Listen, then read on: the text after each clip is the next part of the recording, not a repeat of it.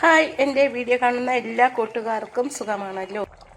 ഞാൻ ഇന്നിവിടെ ഒരു മുളകിട്ട മീൻ കറിയാണ് തയ്യാറാക്കുന്നത്. അത് എങ്ങനെയാണെന്ന് നമുക്ക് നോക്കാം.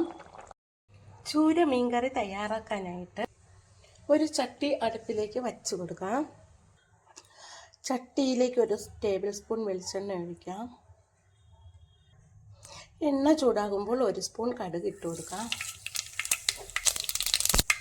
കടുക് പൊട്ടി കഴിയുമ്പോൾ അതിലേക്ക് ചെറിയ ഉള്ളി അരിഞ്ഞിട്ട് കൊടുക്കാം. അതിലേക്ക് 2 വറ്റൽമുളക് ചേർത്ത് കൊടുക്കാം. ഒരു കഷ്ണം ഇഞ്ചി അരിഞ്ഞത് അതിലേക്ക് ഇട്ട് കൊടുക്കാം. ഇനി 7-8 വെളുത്തുള്ളി അല്ലി അരിഞ്ഞത് ഇട്ട് കൊടുക്കാം. ഇതെല്ലാം കൂടി ഒന്ന് വഴറ്റി കൊടുക്കാം. പകുതി സവാള അരിഞ്ഞത് കൂടി ഇട്ട് വഴറ്റാം.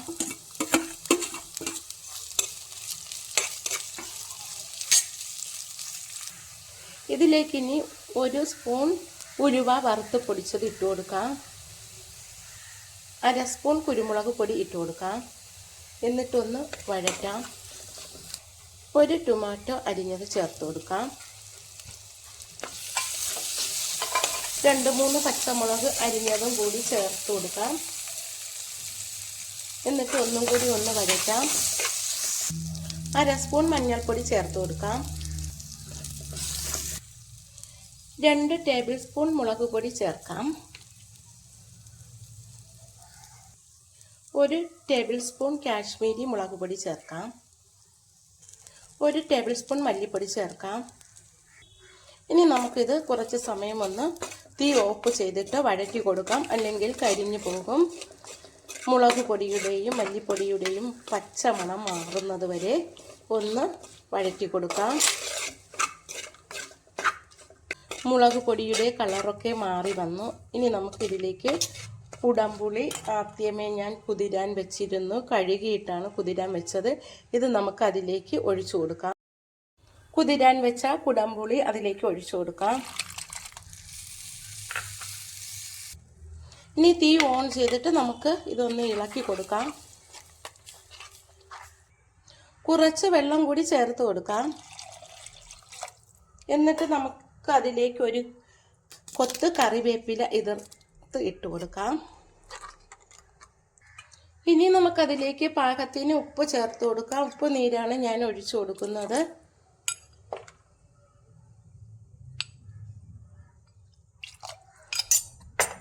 എന്നിട്ട് ഇളക്കിയിട്ട് ഉപ്പൊക്കെ ഉണ്ടോയെന്ന് നോക്കണം.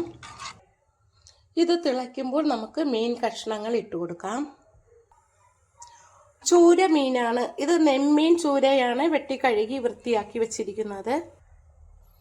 അരപ്പ് ഇപ്പോൾ തിളച്ചു. നമുക്കിനി അതിലേക്ക് മീൻ കഷ്ണങ്ങൾ ഇട്ട് കൊടുക്കാം. ഓരോന്നായിട്ട് എടുത്തിട്ട് കൊടുക്കാം. എല്ലാ കഷ്ണങ്ങളും ഇട്ട് കൊടുത്തു. ഇനി ഇതൊന്ന് കറിയിലേക്കൊന്ന് കറക്കി വെക്കാം. ഇതുപോലെ ആക്കിയിട്ട് നമുക്കൊന്ന് അടച്ച് വെച്ച് വേവിക്കാം. ഇത് മുളകിട്ട മീൻ കറിയാണ്. അടച്ച് വെച്ച് വേവിക്കാം. മീനെ നമുക്കൊന്ന് തുറന്ന് നോക്കാം.